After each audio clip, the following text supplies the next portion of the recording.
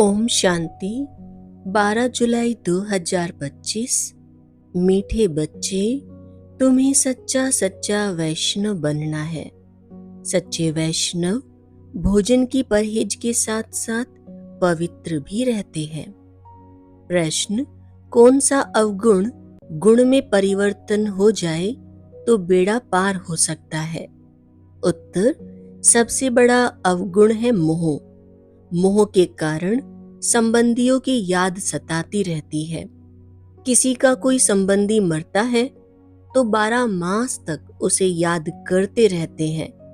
मुंह ढककर रोते रहेंगे, याद आती रहेगी। ऐसे ही अगर बाप की याद सताए, दिन रात तुम बाप को याद करो तो तुम्हारा बेड़ा पार हो जाएगा।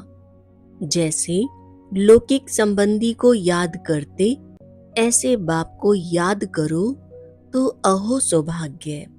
धारणा के लिए मुख्य सार। पहला पॉइंट: जैसे बाप अपकारी पर भी उपकार करते हैं, ऐसे फॉलो फादर करना है। कोई कुछ बोले तो सुना अनसुना कर देना है। मुस्कुराते रहना है। एक बाप से ही सुनना है। दूसरा पॉइंट: सुखदाई बन सबको सुख देना है। आपस में लड़ना झगड़ना नहीं है।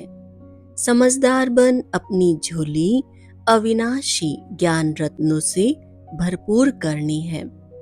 आज का वरदान: सागर के तले में जाकर अनुभव रूपी रत्न प्राप्त करने वाले सदा समर्थ आत्मा भव।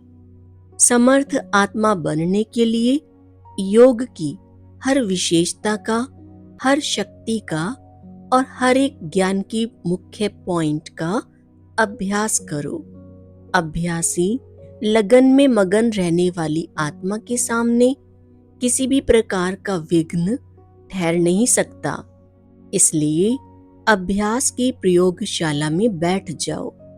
अभी तक ज्ञान के सागर, गुणों के सागर, शक्तियों के सागर में ऊपर ऊपर की लहरों में लहराते हो, लेकिन अब सागर के तले में जाओ तो अनेक प्रकार के विचित्र अनुभव के रत्न प्राप्त कर समर्थ आत्मा बन जाएंगे।